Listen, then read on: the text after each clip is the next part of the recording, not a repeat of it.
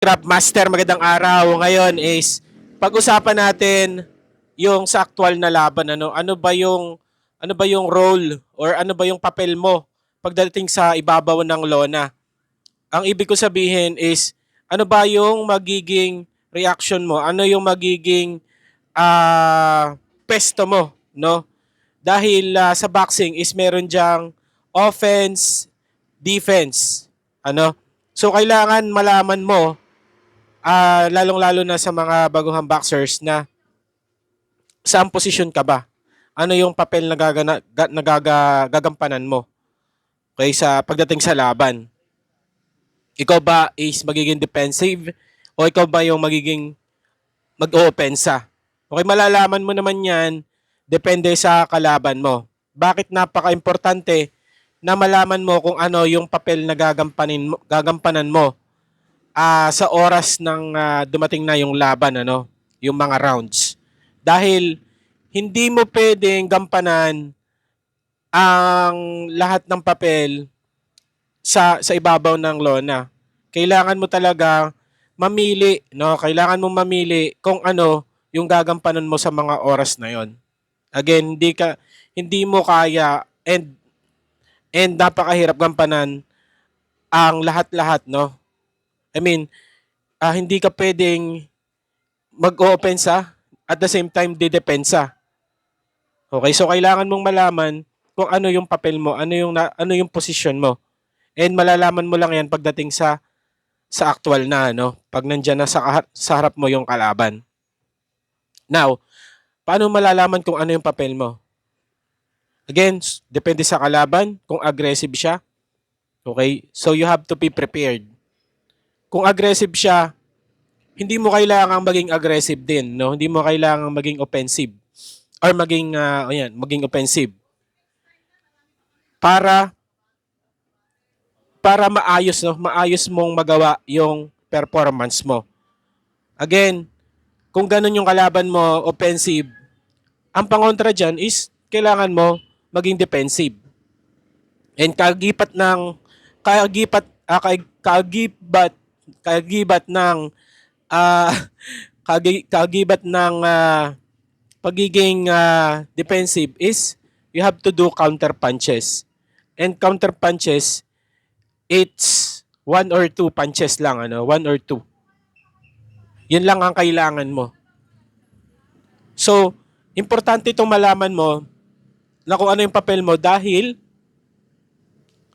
doon mo masasagawa yung pag-iinsayo mo. Dahil ang boxing naman is hindi lang yan puros opensa. So, kailangan mo talaga na may depensa ka at may counter ka. Okay? And then doon mo mapapakita kung dominant ka.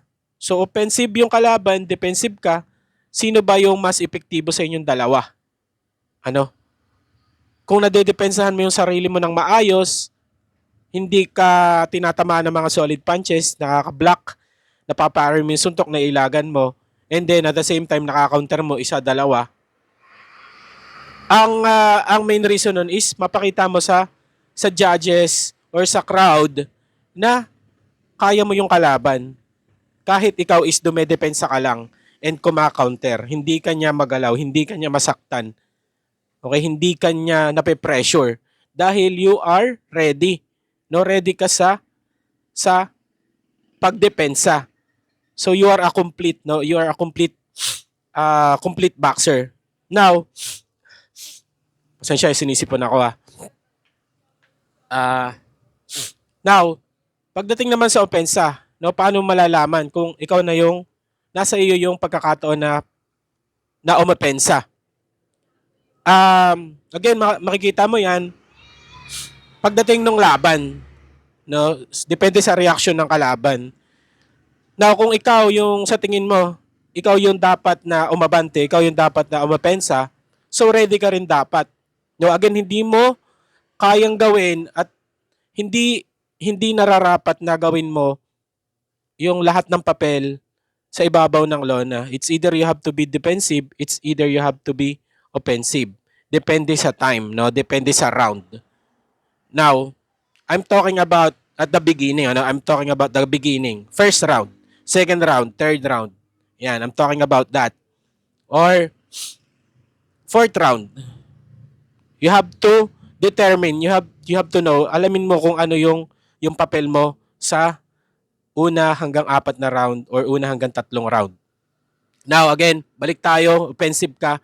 Ano yung gagawin mo, no?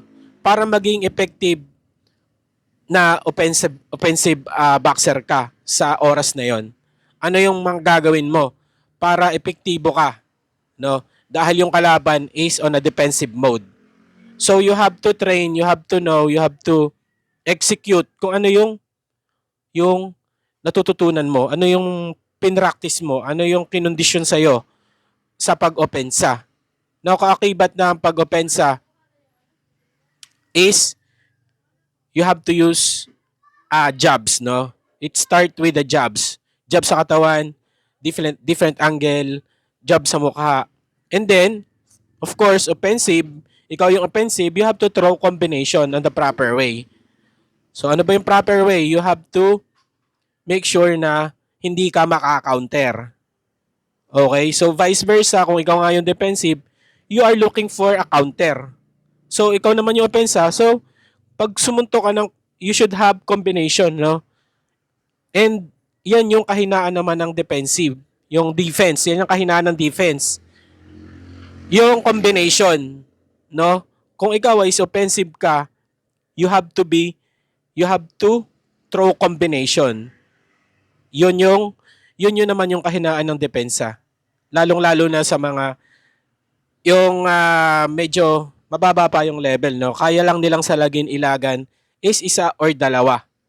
Okay, pero or isa lang, no? Kaya nilang ilagan, kaya nilang salagin. Pero yung pangalawa, pangatlong suntok is talagang mahihirapan na silang dumepensa. Depende yan sa klase ng boxer, no?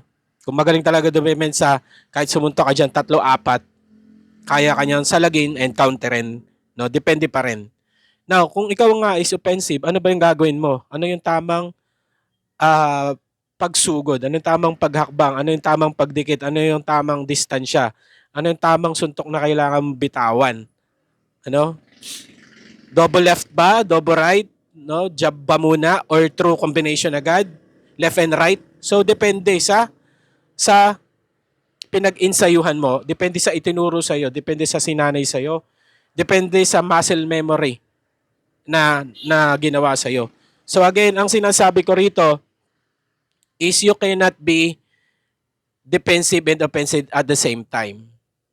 Okay? Now, ito yung crucial part, ano? Pagdating na sa championship round, no? And sa tingin mo hindi ka effective, no? For example, ikaw yung defensive, nasa defensive side ka. Hindi ka talaga effective, no? Hindi ka effective sa pagdepensa.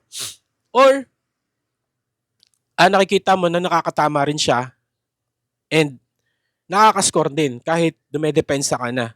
So you have to initiate na, no? You have to initiate moving forward.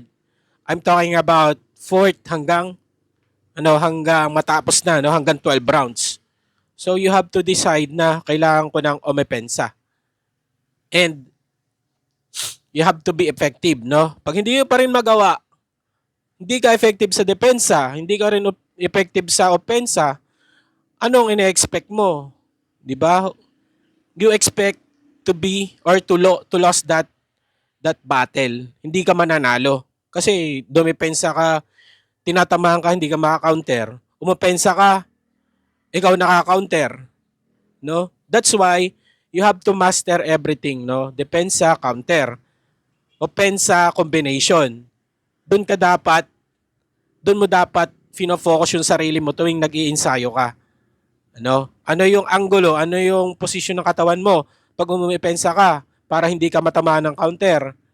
Diba? Ano yung gagawin ng mga kamay mo para ma-block, no? Pag dumedepensa ka, ma-block at ma-counter mo yung kalaban. So yun yung importansya ng conditioning, training, and yung pag-iinsayo nga, no? Throughout. Ilang buwan ba nag-iinsayo mga boxer? 1 month, 2 months, 3 months, ba 4 months, no? So you have to be effective in any way, but you cannot be at the same You cannot be uh, you cannot be both at the same time, no? Hindi mo kakayanin na parehas ka umuopensa dumedepensa, no? At the same time, it will take away your power, it will take away your energy, and you could be, you lose whether it's a KO, no, or a unanimous decision. So you have to be prepared. Again, you have to make sure you have your defense, you have your counter. If you are on offensive side, you have to have your jab, you have to have combination and instinct, no, elusiveness.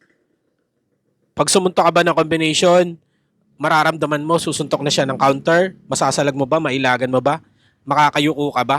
So yun yung mga kailangan mo. Again, yun lang, Craft Master. Sana may naitulong ako, no? And yun, maraming salamat sa inyong lahat. Thank you.